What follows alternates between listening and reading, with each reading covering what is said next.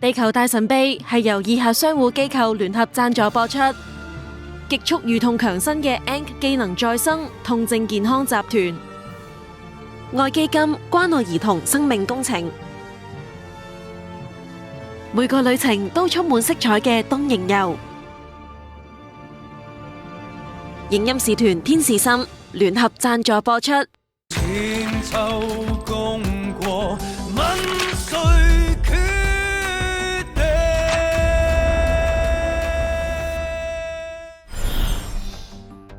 歡迎收睇《地球大神秘》，我係鄭子誠。大家好，我係吳杏美。世界上面其中一個最受爭議嘅不解之謎，亦都被列為10大宗教聖物之一嘅都靈裹屍布，一直都係學術界以及神秘學愛好人士嘅焦點。淨係到底裹屍布係咪真係包裹過耶穌嘅屍體，就已經討論咗千幾年。我哋曾經走訪過歐美等地，訪問過無數專家，透過10幾個唔同角度去揭開裹屍布嘅種種神秘謎團。但係隨住科技發展越嚟越快，就有更加多人咧係透過最新科技進一步去印證裹屍布嘅真偽，而且最新嘅科技發現仲揭開咗一個驚人嘅真相。呢個真相甚至乎係關乎一個影響全人類歷史嘅奧秘。故此，我哋再次出發，逐一拆解都靈裹屍布大神秘。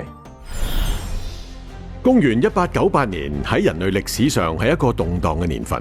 美國同西班牙喺美洲爆發戰爭，喺亞洲就出現清政府推行百日維新，令中國陷入滅國危機。清政府亦同英國喺呢一年訂立香港99年租約。而喺歐洲就發生咗一件影響深遠嘅劃時代大事。喺意大利都靈大教堂，一塊曾經包裹耶穌屍體嘅裹屍布，首次喺人類歷史上公開展出。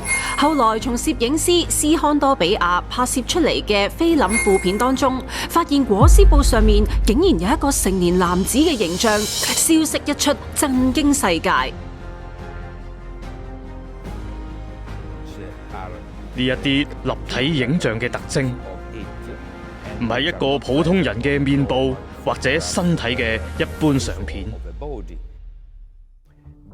喺裹屍布嘅影像上面，明暗度同布料以及身體之間嘅距離成正比，因此喺布料同身體接觸嘅地方，例如鼻尖、手背等地方，影像會比較深色。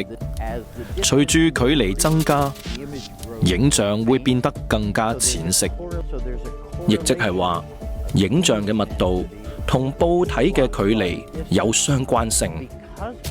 呢個表示地形資訊、深度嘅資訊被輸入咗喺裹屍布裏邊，呢啲係一般嘅攝影同影片冇辦法做到㗎。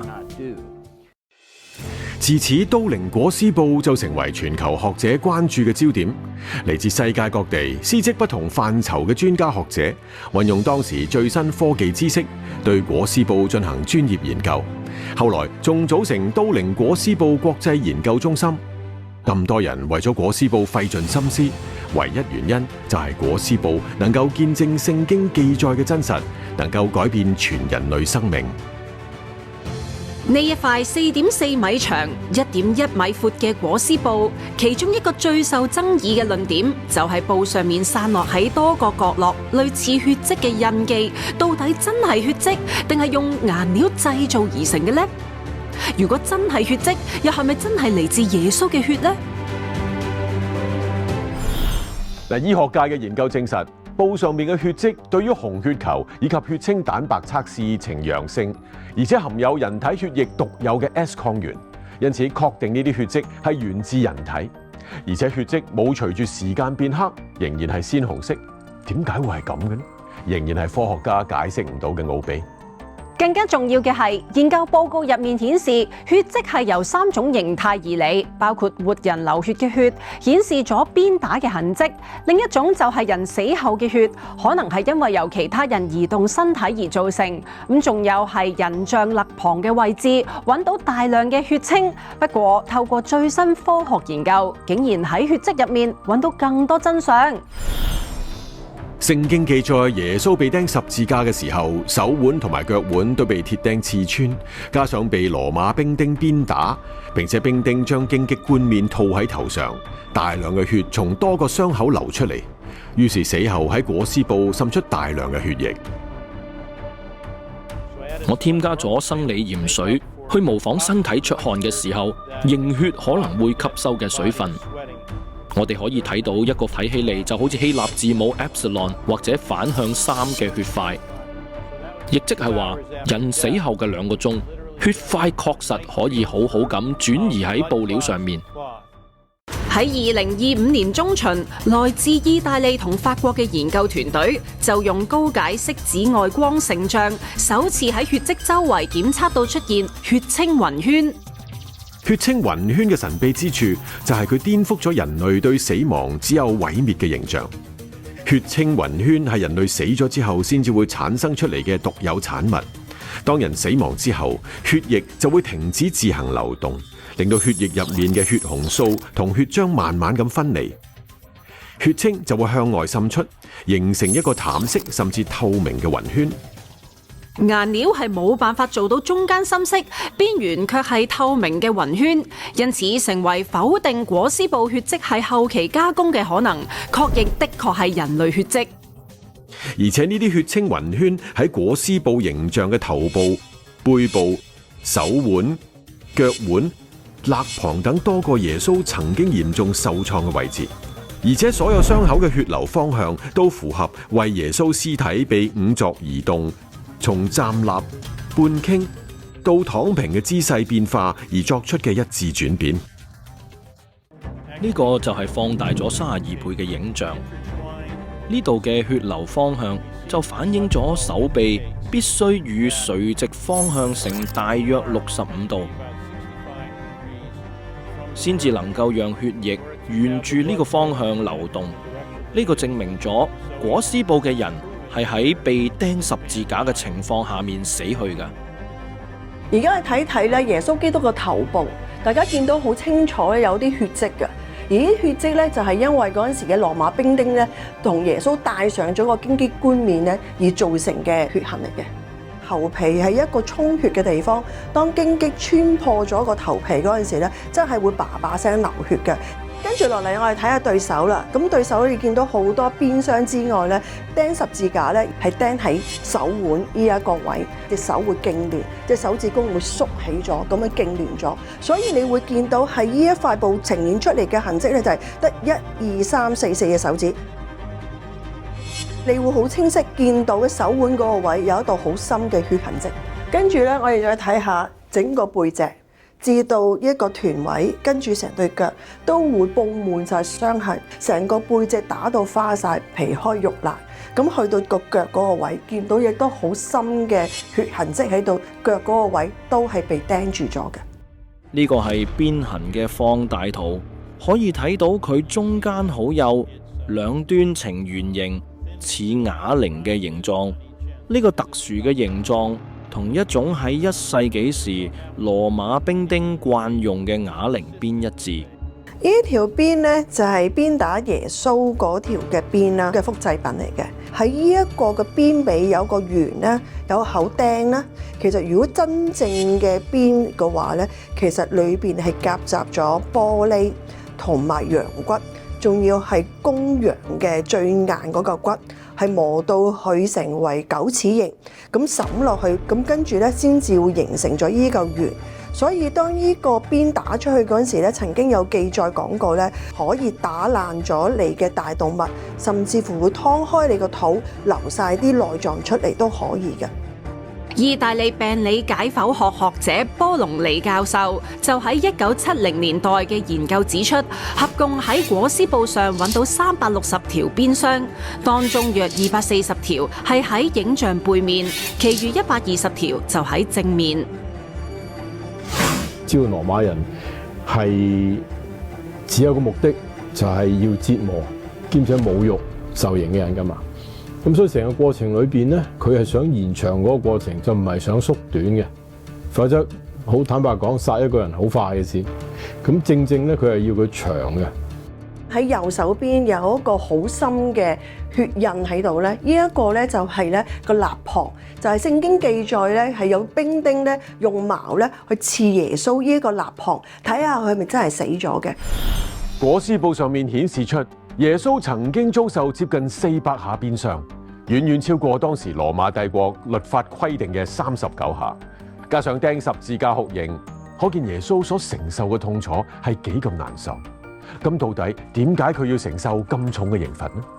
聖經就曾經預言過，救世主為人類嘅罪惡受害，人類因此得到平安同醫治，而且接受佢成為救主，就可以活出豐盛人生，以及得到永生。而裹屍布上面發現血清雲圈，就印證咗呢塊布的確係包裹過耶穌嘅屍體，更加係佢為世人犧牲、充滿愛嘅印記。除咗血清雲圈，近年最新科技仲喺裹屍布上面揾到更多新發現。下一節繼續裹屍布大神秘。千秋功過，問誰決定？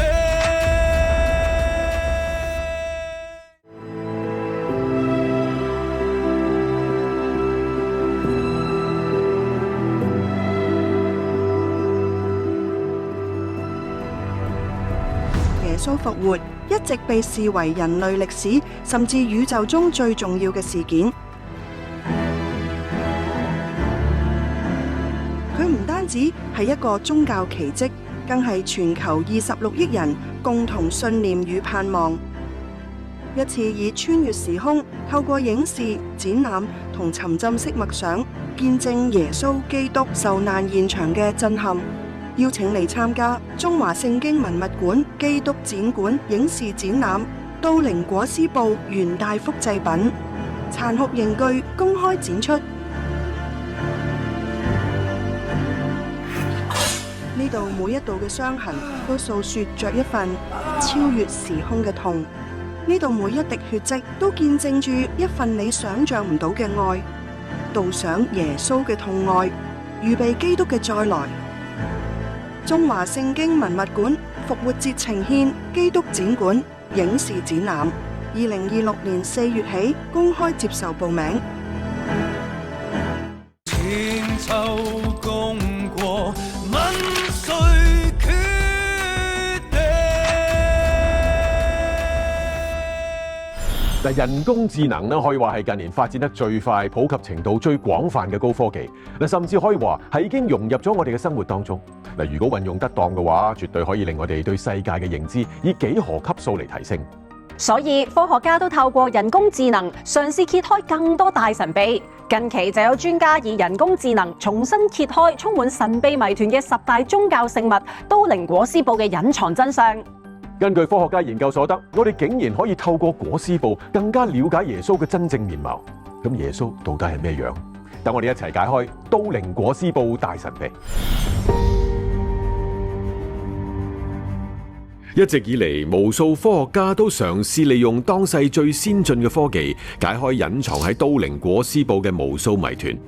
例如，由嚟自世界各地不同範疇嘅專家所組成嘅都靈裹屍布國際科研中心，就曾經用 VP8 電腦影像分析儀，竟然喺都靈裹屍布入面得出一個同任何照片同畫作完全唔同嘅3維影像。細心一睇，就係一個成年男子躺平嘅形象。而且當專家修補裹屍布嘅時候，竟然發現布上嘅人像只係喺內層出現，外層只有血跡，所以推斷好可能係有一股強大嘅能量由屍體向外爆發。世界上只有類似紫外光嘅特殊光源，仲要係非常短暫而強烈，但又唔會燒毀塊布先至做到。時至今日，科學家都冇辦法揾到邊一種光可以做到呢個效果，因此專家推測好可能係一種超自然而且極大能量嘅光先至可以做到。只要睇到呢塊布，就可以睇得出影像係嚟自平衡光嘅能量，因為你可以睇到身體係凹凸不平嘅，但身體嘅影像卻集中留咗喺布料上邊。我確實睇到咗纖維上嘅細小嘅痕跡。正常嘅光輻射呢，係球形波前嘅，呢個稱為平方反比定律。呢個現象無處不在，我哋將佢視為正常嘅光。但係裹屍布嘅情況就完全唔係咁啦。裹屍布嘅圖像係準直而非球形嘅，係完全平衡嘅。呢啲現象喺其他地方都揾唔到啊！喺其他裹屍布或者圖片中都係從來未見過嘅。為咗解開呢股裹屍布超自然力量之謎，科學家就利用咗人工智能進行深入研究。美國馬里蘭大學化學與生物科技系教授麥卡萊喺2025年6月就發表咗一篇論文，提及嘗試將裹屍布上面嘅紫外熒光影像轉換成 C-Lab 色彩空間，又稱為人眼感知模型，就有驚人嘅新發現。C-Lab 色彩空間係顯示光亮度同埋顏色變化嘅指標，名稱入面嘅 L 代表亮度 ，A 同 B 就代表紅、綠、藍、黃4種人類視覺嘅獨特顏色。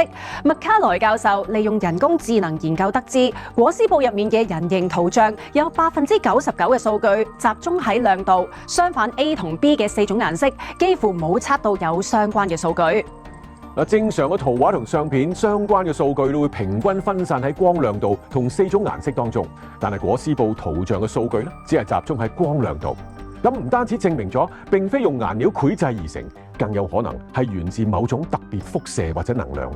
聖經提及過，當耶穌復活之後，竟然可以穿過擋喺門前嘅大石離開墳墓。如果耶穌真係有穿牆嘅超能力，穿過裹屍布又會唔會係事實呢？除咗進一步引證裹屍布圖像係由超自然力量形成，人工智能甚至可以幫我哋進一步推斷，到底耶穌嘅真面目係點嘅呢？耶穌係真實存在過嘅歷史人物，亦都係聖經提及過嘅上帝喺地上嘅形象。但係耶穌喺世上嘅時代係喺公元1世紀，到底佢嘅樣貌係點樣，一直都係眾說紛紜。目前大部分耶穌畫像都係一個留住長頭髮、擁有西方人面孔嘅形象。到底耶穌樣貌係咪真係咁呢？由於都靈裹屍布極可能曾經包裹耶穌身體，布上面除咗留有成年男子形象，甚至科學家曾經透過 VP8 電腦現象分析儀見到一個影像模糊嘅男子面容。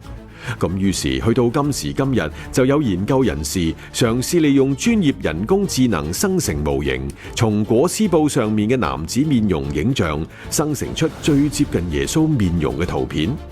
經過人工智能生成之後，我哋見到裹屍布嘅面容係一個面型較長、顴骨唔係特別高、鼻型不直偏長、頭髮長而略為捲曲、鬍鬚濃密、膚色偏向小麥色。以上特徵都同傳統嘅歐美人形象有明顯差別，比較接近公元1世紀猶太地區低下階層人士。耶穌傳道之前就係成為木匠謀生。而喺呢幅圖像上面，我哋見到雙眼係微微下垂，神色憔悴，而嘴巴略為向下，配合面部肌肉張力，呈現疲倦同忍住痛楚嘅表情，似乎代表住佢死前係承受過苦楚。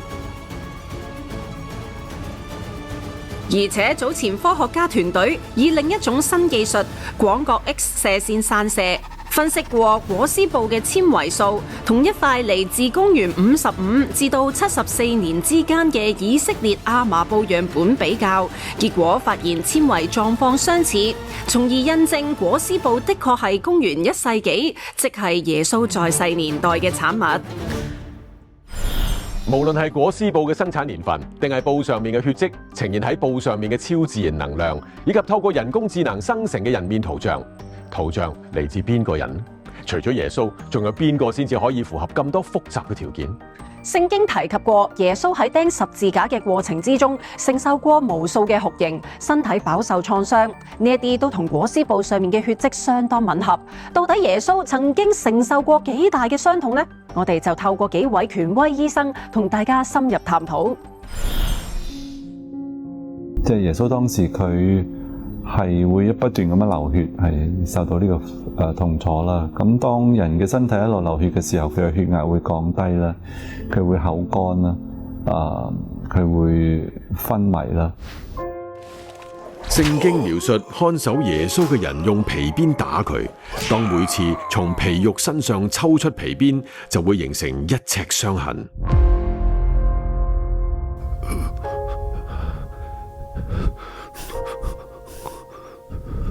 你都想象嗰種傷咧，同埋痛咧，係等於差唔多等於一個人喺受到一個好嚴重嘅交通意外。即係接近昏迷咁樣，應該咁樣瞓喺度。但係當時耶穌咧係要被逼咧，係要孭起一個好重嘅十字架。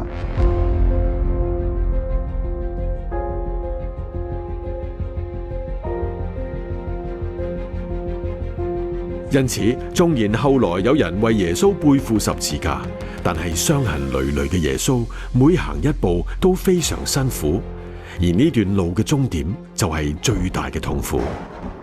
釘十字架，手腕中間有一條神經線叫中間神經線嘅。咁咧，如果一口好粗嘅釘落去咧，佢就啱啱好直接係傷及到嗰條中間神經線啦。佢釘嘅時候咧係非常非常之痛嘅。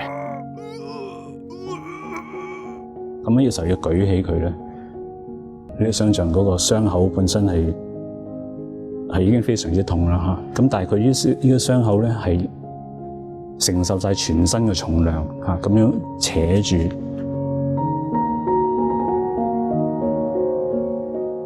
但係個腳好快咧就唔能夠承受呢個嘅力度噶啦。咁當個腳冇力嘅時候咧，咁呢個全身嘅體重咧就傳到去手嗰度啦。咁但係手亦都唔能夠承受好耐，於是咧就其實係將成個胸腔咧係上下嘅拉扯。咁喺咁情況底下咧，就令到咧嗰個嘅呼吸系統或者胸腔咧係長期處於一個咧吸氣嘅狀態。即係換句説話嚟講，只能夠吸氣，並不能夠呼氣。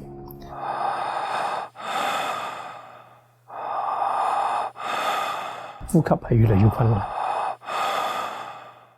又好似火燒咁痛啦，針吉咁痛啦，直接有一支針吉落啲骨嘅痛楚啦，再加埋痙攣，再加埋呼吸嘅痛咧，其實佢喺上面嘅每一分每一秒咧所承受嘅痛苦咧，都係我哋難以去想像嘅。我諗最大嘅痛苦係因為呢個唔係一個即刻致死嘅一個嘅刑罰啦。咁當人嘅身體一路流血嘅時候，佢嘅血壓會降低啦。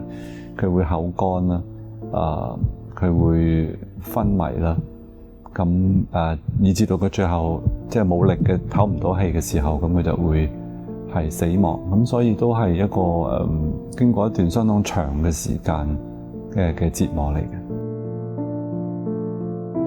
大家明白到我哋個腦一般即係大概1.5公斤到啦，個人被50公斤嘅話咧，大概都係3%嘅重量啫。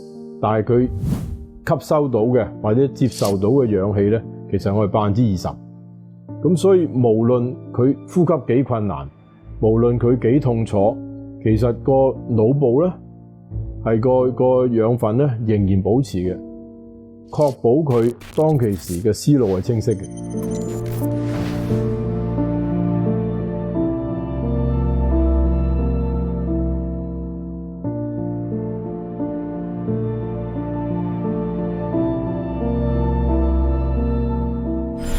縱然承受住難以想像嘅痛苦，耶穌都仍然喺清醒嘅狀態之下，為世人留下十架七言。